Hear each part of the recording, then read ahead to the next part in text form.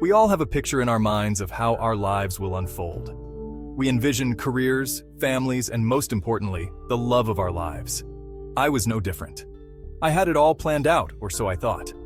My girlfriend, let's call her Molly, was the one. We had been together for 5 years, and I was ready to spend the rest of my life with her. Molly was everything I had ever wanted in a woman. She was beautiful, intelligent, and compassionate. She had a smile that could light up a room and a laugh that was music to my ears. We connected on a level I had never experienced before. I truly believed we were soulmates. Marriage was always on the horizon. I was just waiting for the perfect moment to propose. 3 years into our relationship, tragedy struck Molly's life. It was a day that started like any other, but ended in heartbreak. She lost both her parents in a car accident. The news came as a shock, leaving her world shattered and her heart in pieces. It was a devastating blow. The grief was overwhelming, and it felt like the ground had been pulled out from under her feet. To make matters worse, she was diagnosed with stage 2 cancer just a few months later.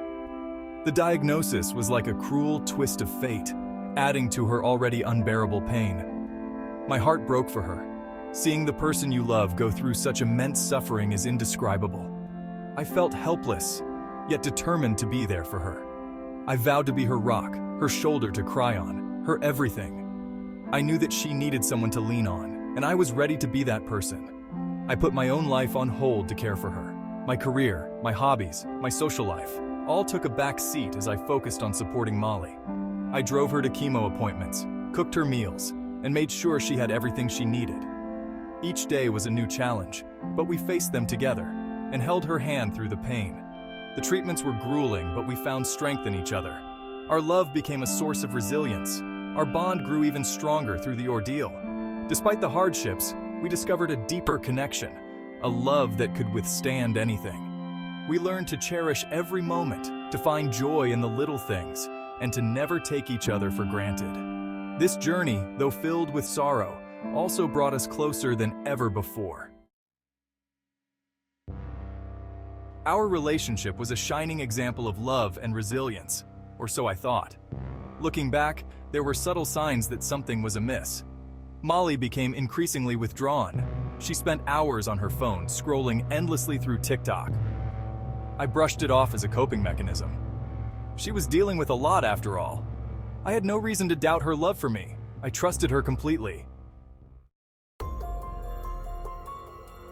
One evening, I noticed something strange. Molly was on TikTok, but when I walked into the room, she quickly switched to a different app. It was as if she didn't want me to see what she was watching. I found it odd, but again, I didn't want to seem controlling. I trusted her, and I didn't want to make a big deal out of it. Later that week, I went to show her a funny video on TikTok. To my surprise, her account was gone. It was as if it had vanished into thin air. When I asked her about it, she said she had deactivated it. She claimed she was tired of social media and needed a break. Something felt off, though. Her explanation seemed too convenient, too rehearsed. But I pushed the doubts aside. I didn't want to be the paranoid partner. But the more I thought about it, the more it gnawed at me. Why would she deactivate her account so suddenly? And why was she so secretive about it? I decided to let it go, but the feeling lingered. It was like a tiny seed of doubt that had been planted in my mind, and it was starting to grow. I couldn't shake the feeling that something was wrong. I tried to ignore it, but it was always there, lurking in the back of my mind. I started to pay more attention to her behavior, looking for any signs that might explain her sudden change. But everything seemed normal. She was still the same Molly, or so it seemed, but the doubt was still there, and it was growing stronger every day. I knew I had to do something about it, but I didn't know what. I didn't want to confront her again and risk pushing her away, but I also couldn't just ignore it. I was stuck in a dilemma, not knowing what to do. The TikTok time bomb was ticking, and I didn't know how much time I had left before it exploded. Our anniversary was approaching. I wanted to make it special, a celebration of our love and her triumph over adversity. I planned a romantic dinner at our favorite restaurant, bought her a necklace she'd been eyeing, and wrote her a heartfelt card expressing my love and commitment. Little did I know, my world was about to come crashing down.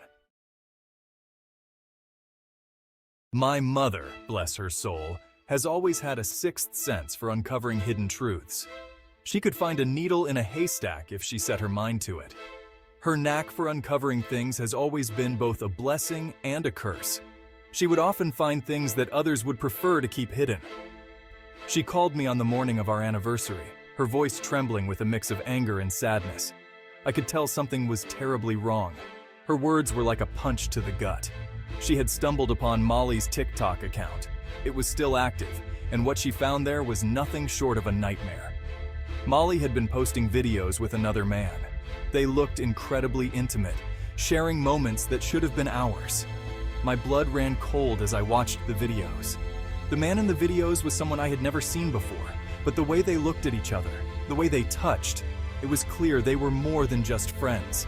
I felt a wave of nausea wash over me. I felt sick to my stomach. The betrayal was too much to bear. How could she do this to me? To us? Our relationship had always been built on trust, or so I thought.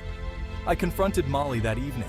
My heart was pounding, my mind racing with 1,000 questions. She denied everything, her face a mask of innocence. She accused my mother of trying to sabotage our relationship, claiming that the videos were old, taken before we even met. Her defensive body language only made me more suspicious. She was a master manipulator. I almost believed her. Almost. But the seed of doubt had been planted, and it was growing rapidly. I didn't know what to believe anymore. My mind was a whirlwind of emotions, torn between belief and doubt. I spent the next few days in a daze, replaying the videos in my mind, trying to make sense of it all. I wanted to believe her, to trust her, but the evidence was overwhelming. I looked back at old photos of us, remembering the good times, the laughter, the love. It all seemed so distant now, like a dream that had turned into a nightmare. In the end, I had to make a decision. I couldn't live with the constant doubt, the nagging suspicion that she was hiding something from me. It was tearing me apart. I packed my bags and left. It was the hardest thing I've ever done, but I knew it was the right choice. Sometimes the truth is too painful to ignore, and you have to take a stand for your own sanity. As I walked away, I looked back one last time, hoping for some kind of closure, some sign that I was making the right decision. But all I felt was a deep sense of loss and betrayal, a double dose of deceit that I would never forget. Unmasking the lies. A close friend of mine who had always been wary of Molly decided to do some digging of his own. He discovered that she had an active profile on a dating app. He sent me screenshots. There she was, my Molly, smiling seductively in a series of photos. Her profile description made no mention of me. She was portraying herself as a single woman, ready to mingle. Confrontation and chaos. The evidence was irrefutable. I confronted Molly again, this time armed with screenshots and a heart full of betrayal. She broke down, tears streaming down her face. She begged for forgiveness, blaming her actions on the trauma she had endured. She claimed she still loved me, that I was the only one for her. Her words felt empty, devoid of any real remorse. I was heartbroken, but I needed answers. I needed to understand how the woman I loved, the woman I had dedicated my life to, could betray me so callously. I created a fake profile on the dating app, using a random photo of a man. Within hours, I received a notification. Molly had matched with me. We started chatting. She was flirty, even suggestive. She told me she was tired of her current relationship, that she longed for excitement and passion. She had the audacity to say that I reminded her of someone she used to know, someone she had loved deeply. I couldn't believe my ears. She was playing the victim, painting me as the villain in her twisted narrative. The pain was unbearable. I felt like I had been punched in the gut. How could I have been so blind? How could I have missed the signs? I loved her, but I knew I deserved better. I deserved honesty, respect, and above all, fidelity. I ended the relationship, packed my bags, and walked away. The experience left me shattered. I questioned everything I thought I knew about love and relationships. It took time, therapy, and the unwavering support of my loved ones to heal. I learned that true love cannot exist without honesty and respect. I learned that it's okay to walk away from a relationship that no longer serves me, no matter how much it hurts.